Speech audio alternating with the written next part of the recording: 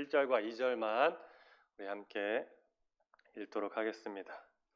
야고보서 1장 1절과 2절입니다.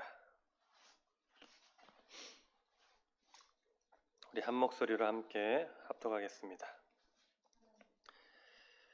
야고보서 1장 1절 2절 함께 읽겠습니다. 시작. 하나님과 주 예수 그리스도의 종 야고보는 흩어져 있는 12지파에게 문안하노라. 내 형제들아, 너희가 여러 가지 시험을 당하거든 온전히 기쁘게 여기라. 아멘. 우리 잠시 기도하겠습니다. 주님 감사합니다. 한 주간의 삶 가운데 또 수요 예배를 주님 허락하여 주셔서 이렇게 하나님 앞에 나와 예배하게 하시니 아버지 감사합니다. 우리 가운데 있는 근심과 걱정, 염려들 다 주님 손에 맡겨드리고 주님이 주시는 담대함을 가지고 믿음의 담대함으로 남아있는 또 한 주간을 살아낼 수 있도록 주님께서 인도하여 주시옵소서. 오늘같이 또한 야고보서 말씀을 나눌 때 주님의 음성 들려오게 하시고 새 힘을 얻고 돌아갈 수 있는 은혜의 시간 되게 주님 역사하여 주옵소서. 감사드리며 예수 그리스도의 이름으로 간절히 기도드립니다. 아멘. 할렐루야. 아멘. 한 주간 잘 지내고 계십니까? 남은 한 주간도 잘 지낼 줄로 믿습니다. 아멘. 야고보서는 예수님이 승천하시고 이제 AD 40년 후반경 한 49년 정도에 예루살렘 초대 교회 지도자였던 야고보가 쓴 편지입니다. 이 편지는 스데반 집사님의 순교 이후로 거세어진 유대교의 심한 핍박으로 인해서 로마 각 지역으로 흩어진 많은 유대인 그리스도인들에게 보내는 편지였습니다. 그리고 바울과 많은 복음 전도자들을 통해서 복음이 이방에 증거되었는데 그 이방 땅에 살고 있었던 유대인 출신 그리스도인들, 즉 디아스포라들에게 또한 보내는 편지입니다. 당시 그들이 처했던 상황은 녹록치 않았어요.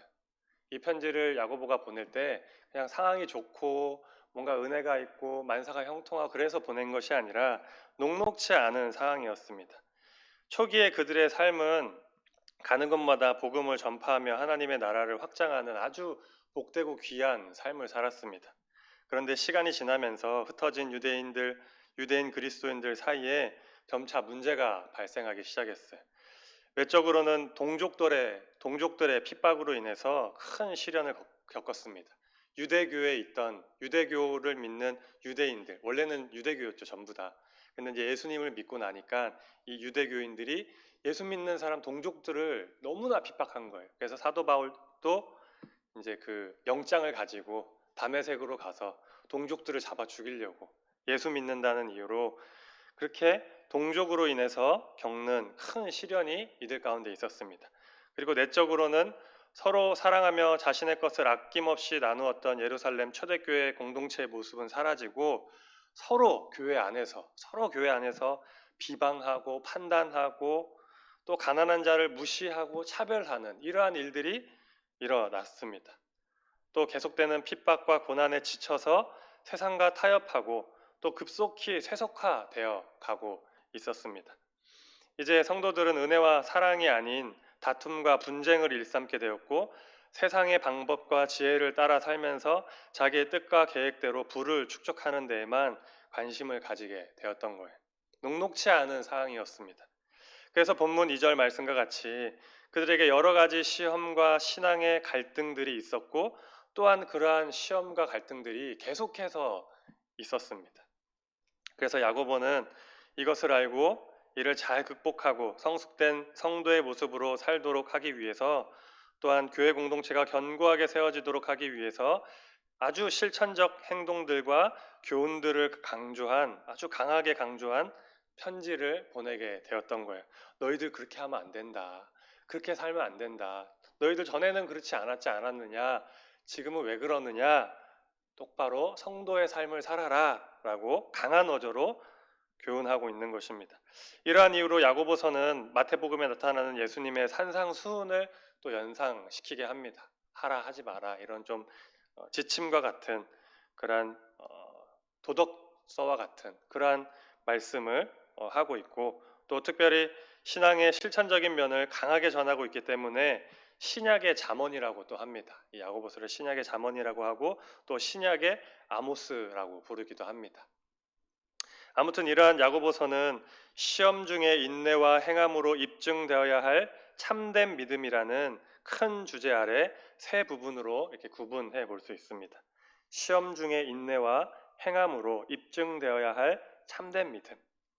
그래서 세 가지로 구분할 수 있는데 세 가지 중에 이제 전반부는 1장 1절로부터 18절까지입니다. 시험에 대한 성도의 바른 인식에 대해서 전하고 있습니다. 그리고 중반부는 1장 19절로부터 5장 6절까지 행함으로 입증해야 할 성도의 믿음에 대해서 전하고 있고, 그리고 마지막으로 후반부는 5장 7절로부터 마지막 절 20절까지 고난에 대한 성도의 바른 대처, 어떻게 이 고난 가운데서 살아가야 할 것인가에 대해서 전하고 있습니다. 오늘은 그 중에 시험과 인내에 대해서 다루고 있는 전반부 말씀을 잠시 살펴보도록 하겠습니다. 첫 번째로 우리 1절 말씀 우리 다시 한 번 더 읽어보도록 하겠습니다. 1절 읽겠습니다. 시작. 하나님과 주 예수 그리스도의 종 야고보는 흩어져 있는 12지파에게 문안하노라. 아멘. 하나님과 주 예수 그리스도의 종 야고보는, 1절을 보면 야고보가 자신을 소개하고 있습니다. 근데 자신을 어떻게 소개합니까? 하나님과 주 예수 그리스도의 종 야고보라고 소개하고 있습니다. 신약 성경을 보면은 그 야고보가 몇 명 등장합니다. 먼저 예수님의 제자였던 2명의 야고보가 있습니다. 세베대의 아들 야고보. 이 야고보는 그 요한의 형입니다. 요한의 형제 야고보입니다. 그리고 이 야고보는 일찍 순교당하게 됩니다. 헤롯이 사람들의 그 마음을 얻기 위해서 일찍 죽게 됩니다. 그 야고보가 바로 이 야고보입니다. 그리고 또 한 명의 제자 야고보가 있는데 알페오의 아들 야고보가 있습니다. 이 야고보는 성경에 어떠한 내용이 기록되어 있지 않아요. 전승으로도 잘 남아있지 않는데 누가복음에 보면은 이 알페오의 아들 야고보를 보고 작은 야고보라라고 이렇게 표현한 것이 있는데 뭐 키가 작았는지 나이가 어렸는지 뭐 어땠는지 모르겠는데 이 세베대의 아들 야고보, 요한의 형제 야고보보다는 좀 뭐 키가 작았는지 나이가 어렸는지 아무튼 작은 야고보라고 이렇게 표현을 했습니다. 이렇게 2명의 야고보가 있고 그 다음에 예수님의 동생 야고보가 있습니다. 예수님의 동생, 육신의 동생인 야고보. 그렇다면 이 중에 누가 야고보서를 기록했을까요? 우리 성도님들은 이미 우리 담임 목사님께서 워낙에 많이 또 가르쳐 주시고 설교로 또 많이 해주셔가지고 잘 아실 텐데 예수님의 동생 야고보가 이 야고보서를 기록했습니다. 그러므로 예수님과 본서의 저자인 야고보는 세상적 관점으로 봤을 때 혈연으로 맺어진 관계예요. 예수님과 혈연으로. 동생과 형 사이로서 그 당시 누구보다 예수님과 아주 특별한 관계 속에 있었던 사람이었습니다. 그렇지 않습니까? 물론 뭐 예수님은 하나님의 아들이지만 육신을 입고 이 땅에 오셨어요. 마리아의 몸을 통해서. 근데 그 마리아의 몸을 통해서 태어난 동생들이 있었는데 그 중에 한 명이 야고보였다는 거예요. 얼마나 특별합니까? 그러나 그럼에도 불구하고 야고보는 그러한 특별함을 거절했어요. 예수님의 동생, 자기네 형이에요. 누가 어디 가서 예수님 나의 형이야 라고 얘기해도 무슨 소리야 라고 얘기할 수가 없습니다. 명백한 사실이기 때문에. 그런데 그러한 특별함을 거절했어요. 그래서 자신을 소개할 때 그 사실을 조금도 언급하지 않습니다. 단 한마디도. 예수님에 대해서 나의 혈육이고 내 형이라는 것들에 대해서 조금도 언급하지 않습니다. 더욱이 예수 그리스도를 가리켜서 혈육이나 형제라고 하지 않고 뭐라고 소개하고 있습니까? 예수님을 주라, 주인이라 부르면서 하나님과 동격으로 소개하는 동시에 자신은 다만 그의 종으로, 나는 종이다, 난 노예다. 그분이 가라 하면 가고 그분이 오라 하면 오고 멈추라 하면 멈추고 주님이 뜻대로 사용하실 수 있는 종이라고 자신을 소개하고 있습니다. 지금 야고보는 복음 앞에 자기 역시도 다른 성도들과 동일하게 철저히 그리스도의 종일 뿐이라고 고백하고 있는 거예요. 이러한 그의 고백을 볼 때 혈연을 앞세워서 특권을 누리려는 그 어떠한 모습도 보이지 않아요. 나 예수님 동생이야 하면서 초대교회 가운데서 막 이렇게 막 혈연을 가지고 특별한 그러한 상징성을 가지고 함부로 하지 않았다라는 거예요. 다시 말하면 주의 일을 감당하는데 야고보는 이 혈연이 아무것도 아니면서 주님의 뜻을 헤아리고 행하는 데는 그러한 것이 내세워져서는 안 된다라고 말하고 있는 거예요. 주님의 일을 감당하는 데 있어서 혈연은 아무것도 아니고 주님의 뜻을 헤아리고 그 주님의 뜻을 행하는데 그러한 것들이 내세워져서 잘못해서 나쁘게 된다면, 그르친다면 큰일 나는 것이기 때문에 그러한 것들은 아무것도 아니고 그러한 걸 내세우면은 안 된다라고 이야기하는 거예요. 그런데 이러한 모습은 그냥 나온 게 아니었어요. 그냥 나온 게 아니었어요. 복음 앞에서 인간의 혈연 관계를 앞세우지 않는 것을 예수님의 모습에서 보았기 때문에 자신 또한 예수님을 본받아서 그렇게 했던 거예요. 마태복음 12장 46절로 50절에 보니까 예수님이 말씀을 전하실 때 어머니 마리아와 동생들이 찾아온 일이 있었어요.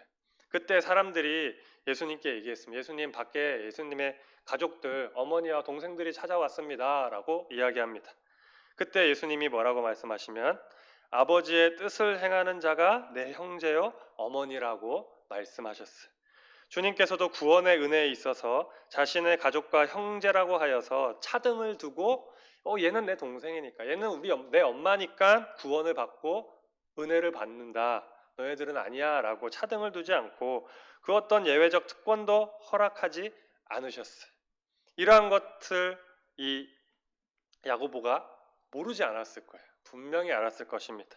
그래서 야고보 또한 예수님을 본받아서 그렇게 하지 않았을까 생각해 보기도 합니다. 또한 사도 바울도 복음 안에서의 관계가 이 땅의 관계보다 우선됨을 말했습니다.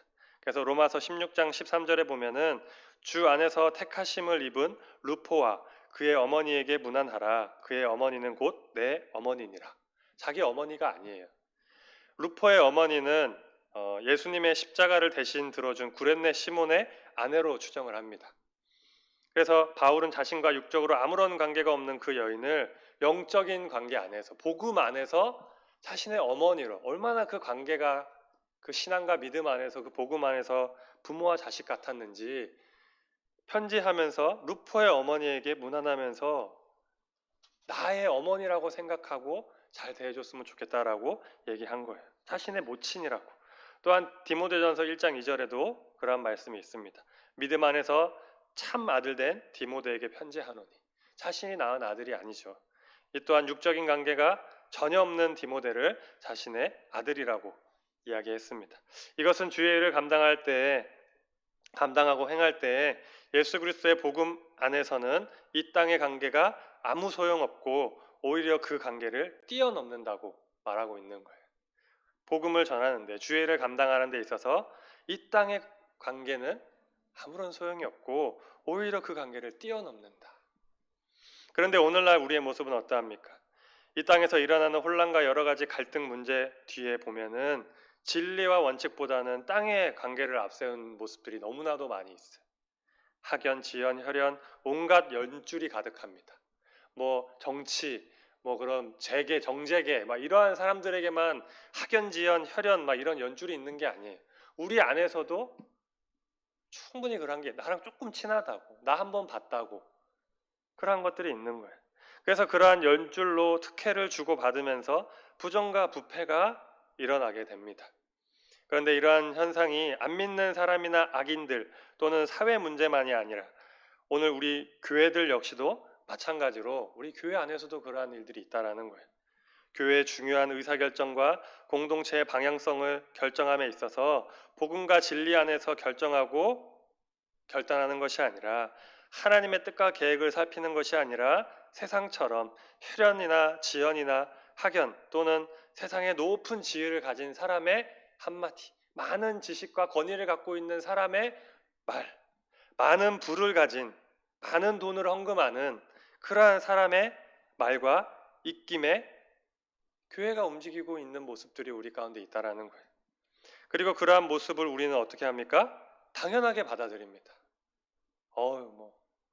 장로님이시니까 헌금도 많이 하시고 좋은 일 많이 하시고 영향력도 많으시고 높은 지위에 계시고 수긍하기까지 합니다.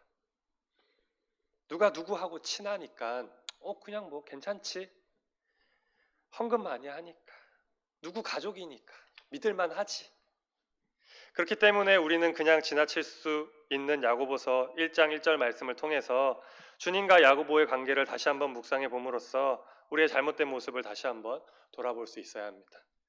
여러분, 주의 일을 감당하는 데 있어서 인간적인 마음이 앞서고 혈연이나 지연이나 학연의 관계를 앞세우지 않고 있는지 오늘 이 시간 우리가 지나칠 수 있는 야고보서 1장 1절 말씀을 통해서 돌아봅시다.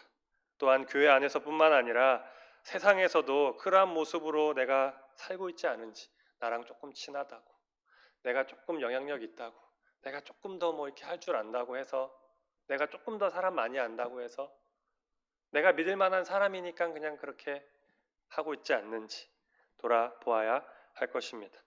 계속해서 2절을 보면은 너희가 여러 가지 시험을 만나거든 이라고 하였습니다. 너희가 여러 가지 시험을 만나거든. 여기서 시험은 시련을 의미하는데 외적인 의미를 얘기합니다. 외적인 의미. 당시 초대교회 성도들이 여러 가지 외적 시험을 당했어요.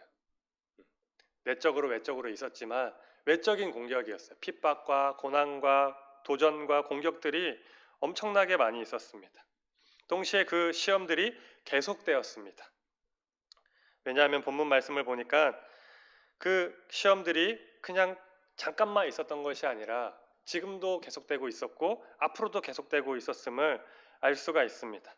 여러분, 우리도 이런 여러 가지 외적인 시험과 고난을 만날 수 있습니다. 초대교회 성도들과 같이 너무나 예수를 잘 믿고 신앙의 아름다운 모범을 보였던 그 성도들에게도 이러한 시험과 시련과 고난과 어려움들이 있었는데 우리에게도 이런 여러 가지 외적인 시험과 고난을 만날 수 있습니다. 아니, 만나게 됩니다. 분명히 우리는 만나게 됩니다.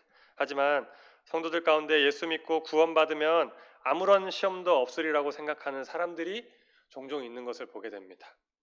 기도 많이 하고 예배 잘 드리고 헌금 빼먹지 않고 믿음과 성령이 충만해지면 생각하는 거예요.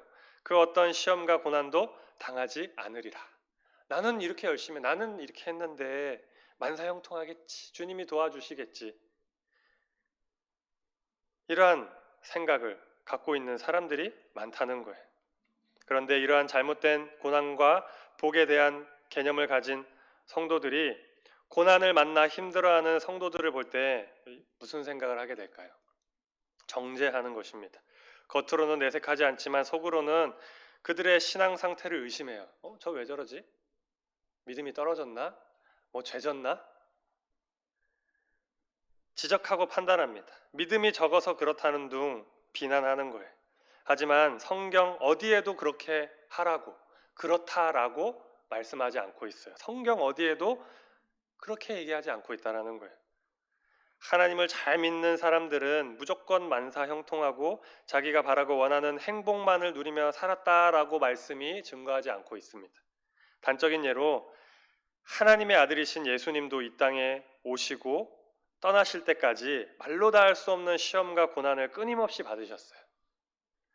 우리가 가진 잘못된 고난과 복의 개념으로 볼 때 예수님 정도면 만사형통 수준이 아니라 온 세상 복을 다 누려야 하는 거 아닙니까? 하나님의 아들이신데.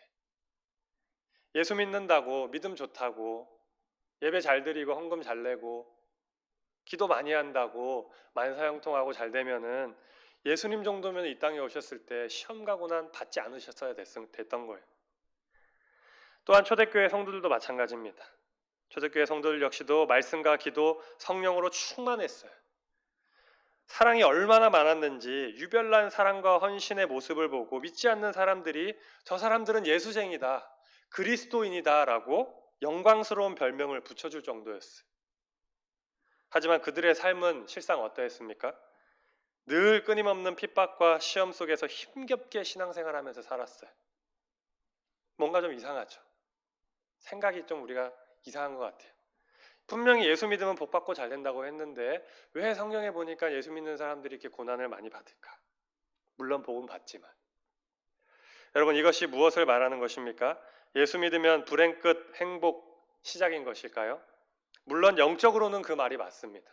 영적으로는 예수를 믿으면 죄에서 구원을 받아 천국 백성 되어 영원한 천국 하나님의 품에 안기는 정말로 불행 끝 행복 시작이 됩니다. 영적으로는.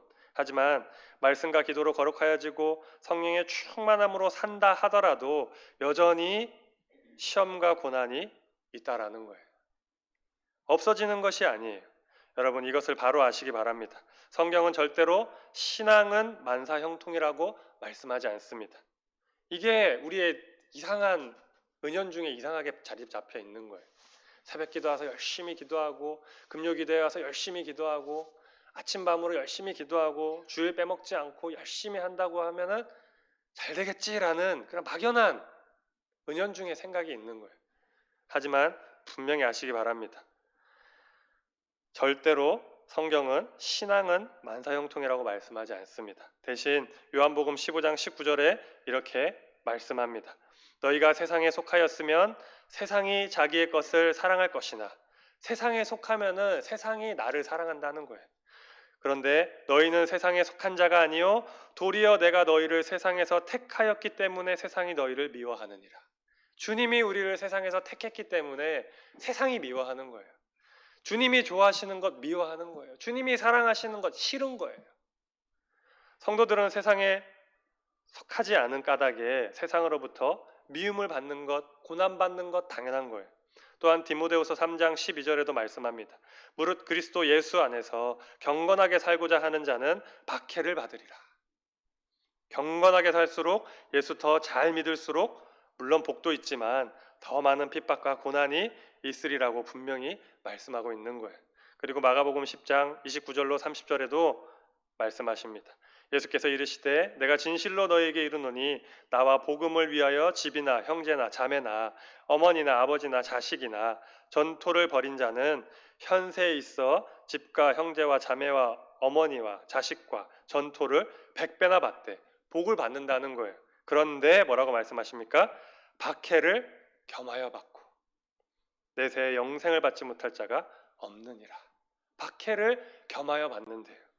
여러분 우리에게 주신 이 말씀을 우리가 믿는다면 믿음과 성령이 충만하여 거룩해질수록 시험과 고난이 적어지는 것이 아니라 더 많아진다는 것을 다시 한번 마음속에 새길 수 있기를 축복합니다.